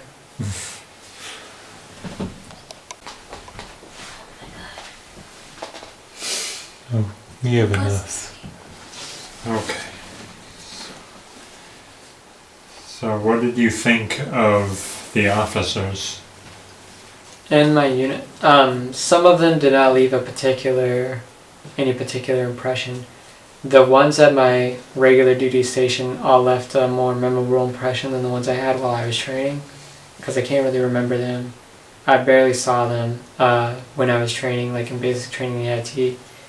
I rarely saw them. I knew who they were and I recognized them at the time because you would have to call attention when they walked into your company area, and you would have to freeze and be at attention until they said at ease or whatever it was. But at my unit we had a couple officers. Our commander looked a little bit like, I think his name is Rick Moranis, the guy from Honey, I Shrunk the Kids, and he had kind of a bookwormish persona. He was also relatively friendly and relaxed, but people generally respected him and gave him the respect he was due, that I saw anyway. Our lieutenants, we had 3 lieutenants. We had a male lieutenant named Lieutenant Ayers, another male lieutenant named, I wish I could remember his name. I can't remember his name, but he was still tall. Both Lieutenant Ayers and him were tall, but he was slightly more broader and square shaped. And Lieutenant Ayers was younger and he was older. And then we had Lieutenant Harrell, who was a female lieutenant.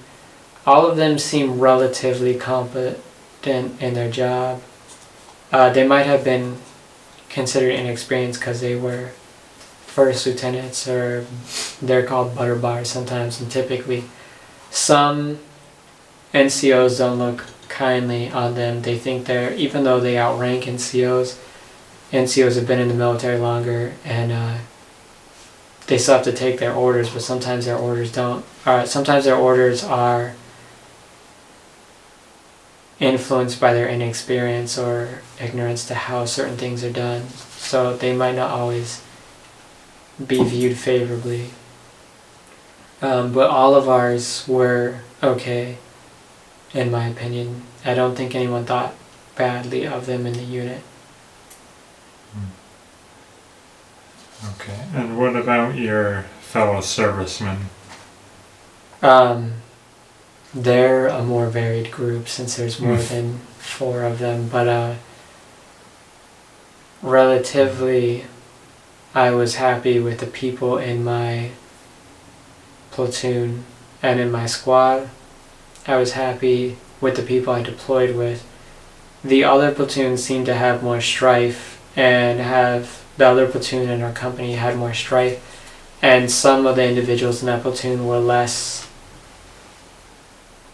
confidence inspiring and seemed less confident in their job. And some individuals were more favored than others in the platoon than in mine, whereas my platoon, we were treated better overall, and I would say we weren't coddled. It was a more equitable platoon, in my opinion.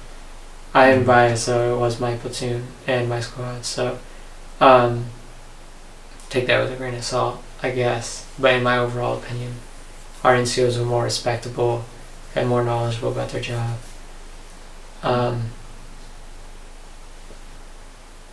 My opinion of the people we deployed with were all relatively good, with maybe the exception of 2 people, but or only with a couple individuals. But when we got back from deployment, many of the people I deployed with who I felt I could trust, or at least knew they knew their job and their duty, they were being PCS to other units or getting out of the military. So we got a new batch of recruits, typically of younger people who were less disciplined, and I wasn't as confident that they knew their job. And our leadership in our unit was changing, so I didn't feel as confident if I had to deploy with the second group.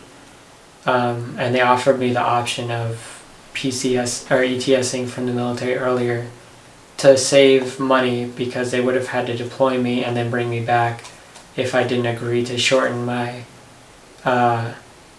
military term by a couple months. So I took them up on that offer. Basically, it was supposed to be beneficial for the military to save them money instead of sending me there and then sending me back to the US for me to ETS, like I said. And I agreed because I didn't feel as confident in the people that had been sent to the unit afterwards. Okay. And did you, while you were deployed, did you keep a journal or anything like that?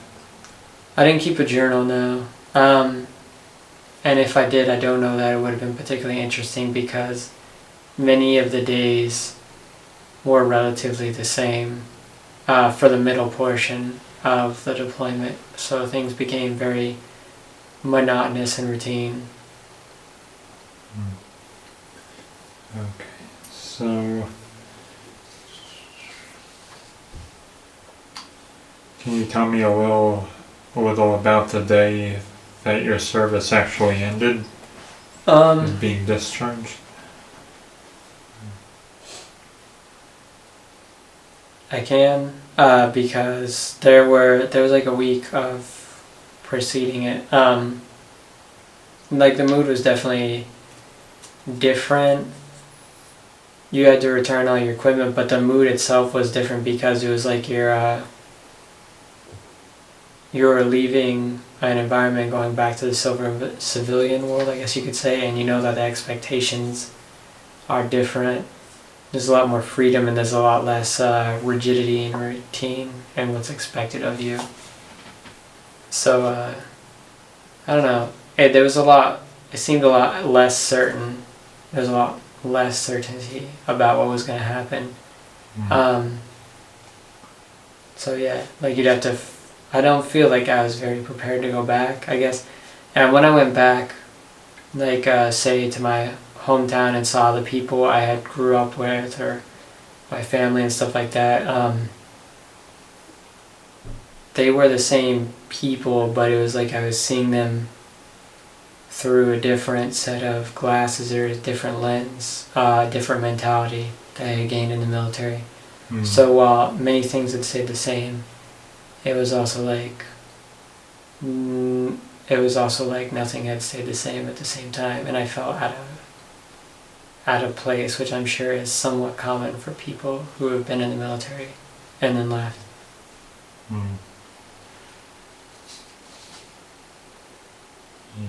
So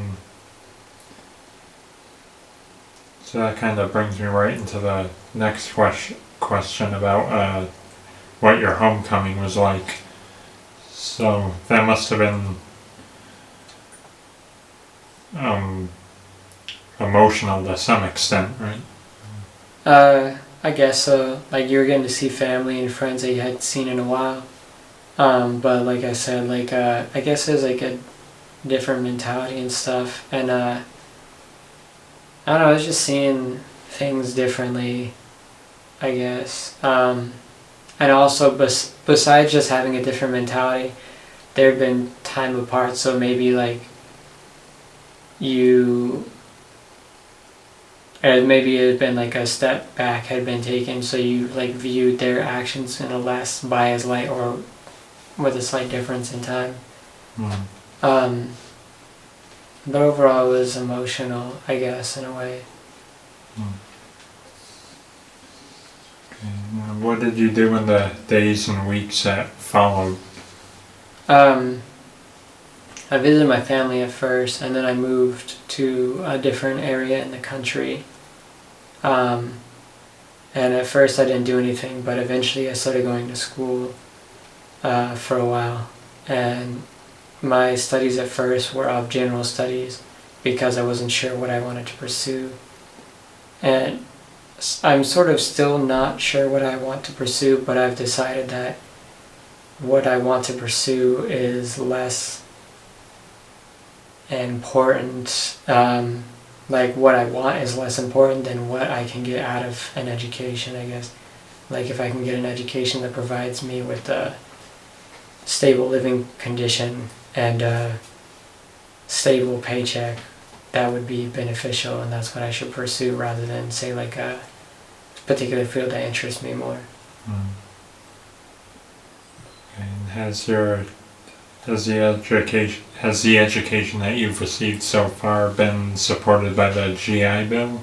It has been, yeah. The post 9/11 GI Bill has financed most of it. Also, Connecticut, you don't have to pay tuition if you served in the military, regardless whether you're benefiting from the GI Bill or not. That's good. Yeah. And while you were in the service, did you make any close friendships with anyone? I did. I met my spouse in the military. Well, obviously that's my closest relationship. I also had some friendships. I don't typically keep in touch, and I haven't kept in touch with them, but I'm not a person that thinks... I try to keep in touch with some people, but not all, and I don't think that a friendship has to be for life. I think there are friendships of convenience or for a period of time and stuff like that. Like, I don't have all the same school friends I had when I was growing up. I have a couple friends I was friends with at school rather than staying in touch with all of them and stuff. So my social circle is smaller, but I still have, like, I trust the people in my circle, basically. Even if it's small, I don't have I have, like, a larger amount of acquaintances than I do friends, but I'm okay with that. So, besides your spouse, of course, were there any of those relationships did you keep in contact with anyone?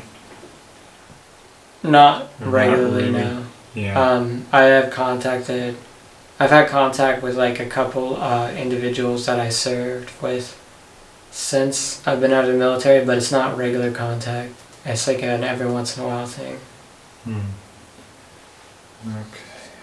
And how did your military experience influence your thinking about war or the military in general? That's kind of a Broad question. Yeah, well, it's like a large subject, I guess. Yeah. But I guess just in the most bare bones explanation you can. I don't consider war a good thing, and I don't think, in my opinion, after having been in the military, I don't think that many of the wars the U.S. has been in have been justified since World War I or World War II. They've gotten involved in a lot of conflicts that don't necessarily involve them interfering in other countries' sovereignty and stuff. And there have been individuals in the U.S. that have benefited greatly from this, and they lobby the government to get involved in such conflicts. Generally, people who own companies or who invest in companies that make a large profit off of making contracts with the government. Some of them members of Congress or whatever who have inside information. and people in the military are typically of they're not of a lesser value. I consider all human life important, but they're a lesser economic, they come from a lesser economic background, like poor individuals. And these people who have these connections benefit greatly from these poor, their profits are subsidized by these poor people putting their lives at risk, essentially. So I don't typically consider their U.S. military interfering in other countries a beneficial thing. If it was justifiable, in my opinion, I would consider it more so if it was, say, to prevent a genocide of a certain people, or to protect our own country, like if someone tried to invade, which I find highly unlikely. I would find it much more justified. But that's my overall opinion. And did you join any veterans organizations or anything like that? Not really, no. Okay.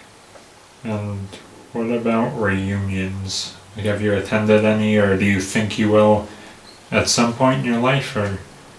I haven't, and I don't particularly think I will, but say if a person that I had deployed with invited me to such a reunion or group, I wouldn't necessarily be opposed to it, but I don't actively seek it out. Okay. So it's just kind of something you're putting behind you, I'm guessing, so just kind of moving on, I guess? It just has me thinking about what you said about friendships, like some are just sort of attached to a certain period in time, and now it's just kind of...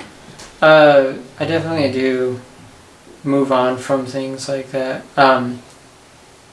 Overall, I do consider my experience in the military to be beneficial and a period of growth, but so I don't consider it a bad experience overall. But yeah, I don't maintain strong relationships with everybody.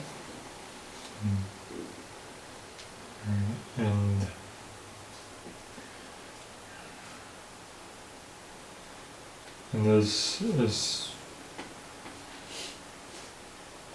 are you able to say how the service and your experiences have affected your life? Like maybe in regards to your sort of, not necessarily attitudes. I mean, you can include anything else that you think of, but maybe in like mannerisms or anything like that.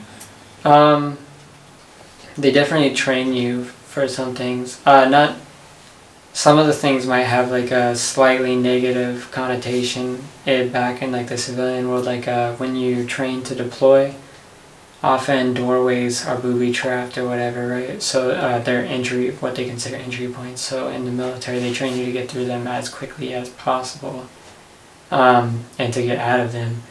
But say when you come back to the U.S., it might be considered rude to like quickly go through a door in front of like someone else or whatever, like to cut them off or something like that. So not all of them are necessarily beneficial. And some people who drove while they were deployed might drive differently when they get back to the U.S. or might have different reactions to things. Like often IEDs were hid in trash on the side of the road or in the road, so veterans might like be slightly more antsy about seeing that stuff on the side of the road, even if it's something that a normal civilian that doesn't inspire any particular mentality in.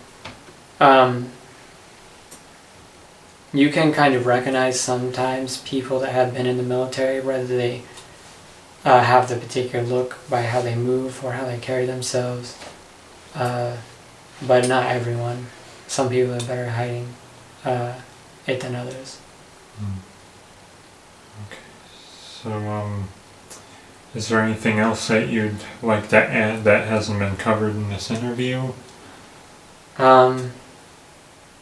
Nothing I can think of in particular. Okay. Well, I would like to thank you for your service and also for taking the time to be interviewed today. So thank you very much. It's a privilege. You're welcome.